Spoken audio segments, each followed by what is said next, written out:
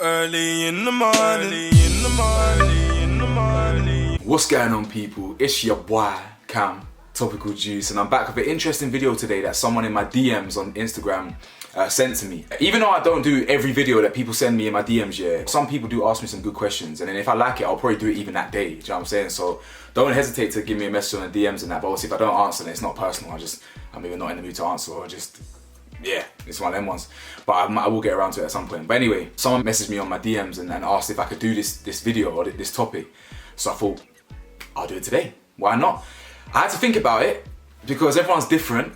And I can't represent every man, but I can try. I can try and answer the question as best as possible. So the title says, why are men emotionally unavailable? And I don't mean all men, but it's easier just for the title. I'm not some men. No, why are men emotionally unavailable? Cool. So let's get into this. Like the video for me. Smash that subscribe button for me. Click that link button bell button for me.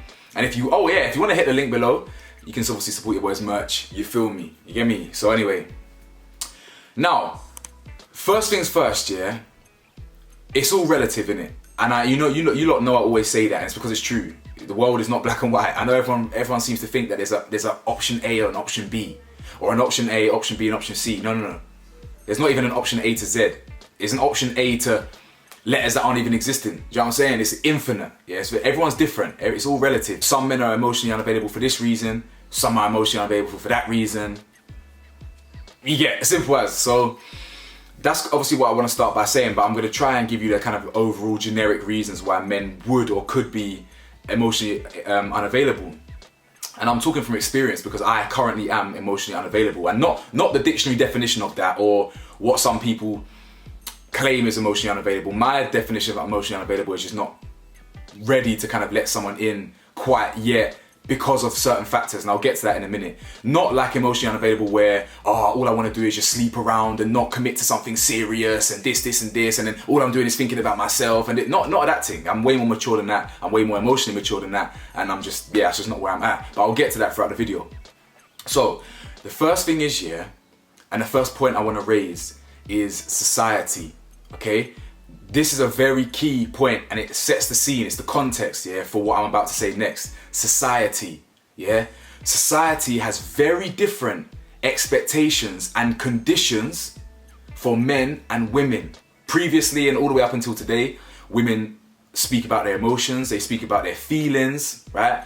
Back in the day, women will do household things and all this stuff and blah, blah, blah, blah, blah, yeah? All these conventional shit. Obviously not in today's day and age, men and women could do whatever they want. But that was kind of the expectations for women. You cook, you clean, you look after your husband, you look after the kids, you're emotional, you know what I'm saying? Yeah. Men are conditioned to be the opposite, the breadwinner, and to bottle your emotions, yeah? This is very key. This is very key. This is a starting point for everything that is about to follow. Men are conditioned not to be emotional. Simple as. Facts. Literally facts. So where women get conditioned to do whatever when they're growing up, from the moment they're born to whatever, men also have conditions that we grow with. Yeah, and the first one is, don't be emotional. How many times was it, you're crying like a girl, you're crying like a girl. Or how many times is it, George, man up. These things aren't just throwaway comments, you lot. These are very real comments that are representative of the overall narrative in society, which is, men can't really be emotional. Now again, we obviously changing a lot as society gets older and we're modernizing. Men can be emotional. In fact, I encourage you men to be more emotional. Cry if you can. Speak to someone. Open up. It honestly, bro, it feels good. You men in the audience, it feels good, trust me. But anyway, I don't cry often at all, but I wish I could cry more. But anyway, so society during World War I, I'm sure you guys will know this, it's just like a fun fact. During World War I, when people came back from war, yeah, the World War, the first global World War, and they suffered from extreme PTSD, crying, screaming, whatever, losing their marbles, depressed, all that stuff. The narrative was, back then, yeah, fresh out of 1918, the narrative was, this is 100 years ago, they were cowards, they were weak. Are we deep in this? They're weak and cowards for having PTSD after a global war. You're weak. Yeah, let it sink in. Men were weak for protecting and fighting for England and watching their friends get blown to smithereens. That's what made a man weak. And what have I told you lot about the world and the way the world works? We are a product of where we have come from. We were not born in a vacuum. So point number one is not only less than 100 years ago, in fact, I'd say 50 years ago, that was the way we were thinking. You were soft if you got PTSD. That's 50 years ago, 50 to 100 years ago. So that directly impacts our thinking today. We are the next generation, the next two generations. All right, cool. So that's laying the foundations. The conditions in which men and women are brought up in are very different. And women are encouraged to talk about their emotions and build those emotional bonds with their female friends. Yeah, they let their females in, they let friends in, and they build emotional bonds. And that's tapping into a different side to you. And men, we don't do that. I didn't do that for the first 22 years of my life. From 22 to 26, I've grown so much. I let people in. I talk to people. I share this and this. But before that, I didn't share a damn thing. Even having female friends since I was year 12, age 12. So year 7, 8, 9, 10, 11. You know what I'm saying? Going forward like that. I've always been around females. I literally chatted to my boy Magsy about this yesterday. I've always been around females. So you'd think that I'd talk to them and but I never. I just listened to them and I opened up to them. Never, but I listened to them. Do you understand? So I've been around women and I know how they move. They like to talk about their feelings. Men don't seem to do that. Anyway, I kind of spoke about that for quite a long time, but that's the main point that I wanted to talk about, yeah? So that's the first point. Now, a second reason why a man might be emotionally unavailable is they're still healing, right? Now, this could be healing from a previous relationship. They could be scarred from a previous relationship, or they could be healing mentally, right? Now, despite my relationship overall being nice, the last 6 months were toxic and it did kind of like, it just wasn't fun. Overall, there was a lot of good parts of it, you know what I'm saying? But even though like I was a big part of why we ended or the beginning, I was a big part of the beginning of the end, I'm still scarred from that relationship. And I don't mean, because she was so bad. It wasn't that thing. I'm just scarred from the relationship, not her, the relationship. You know, I'm scarred from the toxicity, or I was scarred from the toxicity. You know, I was scarred from the arguments. I was scarred from the way certain things were making me feel, right? That was me for a long time. I've been single for 4.5 years, you lot. There's a reason for that. Do you understand? There's a reason why certain people go from relationship to relationship, go 2, 3, 4 relationships in a year, and I've done 0 in 4.5. Yeah, so at the start of me being single, I was scarred, right? And a lot of men are. They could be scarred from that, and they might not want to let people in again because of how it makes them feel and this, that. And again, going back to what I said about society, we're not used to that. We're not used to letting people in and then it crumbling. We might not want to go back to that again. Yeah. Now the other side of things, which again I've got a lot of experience dealing with. 4.5 years, is that we're still healing. And I'm not talking about healing from the relationship. I'm talking about healing from our demons, from our mental health. Everything I'm saying could be applied to women as well, but I'm talking specifically about men in this video, you get? So we're still healing. Now me, I've had a lot of mental problems growing up. I didn't realize how mentally fucked up I was until I got older. I didn't realize I was in denial. I'm purely sitting here saying, yo, I'm not depressed, I'm not this, I don't suffer from that. I ain't got these insecurities. I'm a big man, you know. Man would say, you are weak if you cried. You are weak if you did this. You know what I'm saying? I would say that. That's exactly what I would say out loud. I wasn't thinking it, I'm saying it the same way I would say it then. I would say crying's weak, this is weak, rah, rah. So you have to deal. I had that mentality years ago. So you can imagine when I eventually started to realize that mentality wasn't right, I had to heal. You know, I had to heal from my traumas. I had to heal from certain experiences that I've gone through, certain relationships that I've had, whether it's parents or whatever. Like I'm healing from certain things, yeah? And that is very real. A lot of women didn't believe me when I said I'm working on myself. Ladies in the audience, how many times have you heard a man say, I'm working on myself, and you don't believe it? You think it's a throwaway comment. And I'll be honest, a lot of men do use it as a throwaway comment. You have to decide whether it's real or not. Me, because I'm true, I didn't lie. I meant it. I was working on myself. I couldn't commit to you. I can't open up to you. I can't let you in. I can't love you because I don't even know how to love myself yet. Yeah?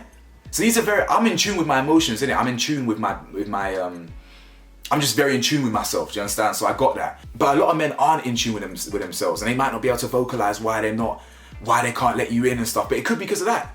You know, they could have attachment issues from I don't know, their mum doing a runner or their dad doing a runner or something. You know, people heal in different ways. People have a different attachment styles. Now, admittedly, me personally, my attachment style is certified secure. Yeah, as in I've done the test, I'm secure, certified. No matter what I've been through, no matter what I've seen, done or whatever, I'm certainly secure. And that's a testament to my mental strength, to be honest. But a lot of people aren't. And I'm not talking about, oh yeah, straight insecure, like insecure about this, like little things. I'm talking about secure within themselves, their attachment style. Because some people, they might have been abandoned by so-and-so, so then they don't let people in because they're scared of that happening again. Or like me, I had a very pessimistic view on relationships, right? I haven't really seen many successful relationships. I'd say, hand on my heart, my aunt and uncle in England is a good example of a successful relationship. You understand? You know, I've seen relationships where they're separated or they're sleeping in different rooms or being born and raised in a divorced house, a divorced family. My other family members are divorced and more are getting divorced. You know what I'm saying? Like, so I'm growing up in this thinking, well, it's gonna end in failure anyway. You know what I'm saying? Like, I'm thinking that as a kid. My friend incorrectly said it, but my friend at sixth form was like, oh, Cam, why are you so anti-relay? Why are you so anti-relay? And I wasn't, but I just had a pessimistic view on it because of my experience. Yeah? So that could be a reason why a man's not emotionally available for y'all. You get me? There's a lot of different reasons here. I'll be honest with you, you need to do some life coaching. This is for the ladies. You need to do some life coaching with him. Tease it out of him. Ask him open questions. Oh, so can you tell me a bit about that time when? Can you explain a bit more? Oh, so when was? You know what I'm saying? Get a man speaking. Yeah? Because then you might be able to find out the reason why these are emotionally unavailable. Because the thing is, if you're emotionally intelligent, you should start picking up on things about why someone's emotionally unavailable, if that makes sense. You get? Another reason is his priorities could be in a different place. Like for instance, me, the reason why I say I'm emotionally unavailable is because it's not like I don't want a relationship. I do, and I can let people in. I'm a very emotional person. I'm empathetic, I'm understanding, I listen. Like I'd get on well with women in a romantic setting. But for me, I've got goals at the moment. I need to build a brand building empire. So my priority right now is YouTube. Building my brand, getting collaborations in, doing this, doing that, building my platform.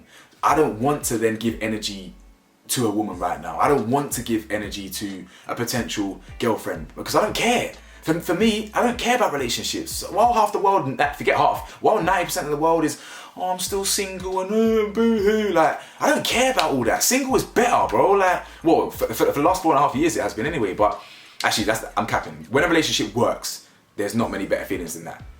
But on average, just being with myself and loving myself, that's fine. Do you know what I'm saying? So, but I do feel, that when I do reach a level and reach a certain status or certain point in my career where I've got consistent income, consistent whatever, I believe that side of things will disappear and there is no barriers then.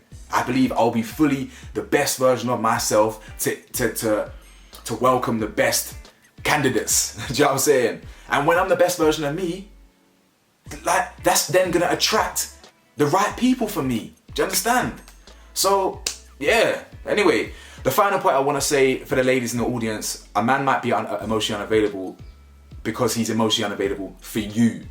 Yeah? Now, it comes back to the age-old saying of, oh, if you find the right one, you'll know, like, yeah, to an extent, I think, there's a lot of people where if they do meet the right one, it might change their perspective on things, but I don't really hold that belief. I believe that there's multiple right ones for all of us. And I just believe you have to be the right version of yourself to be open to meeting them. Do you know what I'm saying? So I don't always believe in right person, or wrong time, or all that stuff. I don't really believe in that too tough. Or, if you find the right, you just haven't met the right one yet. Oh, you just haven't met the right one yet. Like, I don't really believe in that, but that will be true for some people. So just to finalize this point, you could be the reason why he's not emotionally available. He just might not like you enough. He might not see in you what he wants in a wife. You know what I'm saying? So, yeah, that's all for today, you lot. I hope the ladies in the audience found that beneficial to get an insight into how men think. Men, I hope you found it beneficial because you might get an understanding of how and why you think certain things. You know what I'm saying? This is like a free psychologist lesson. You get me? But anyway, let me know your thoughts in the description below. Like, comment, subscribe, and I'll see you soon. Peace.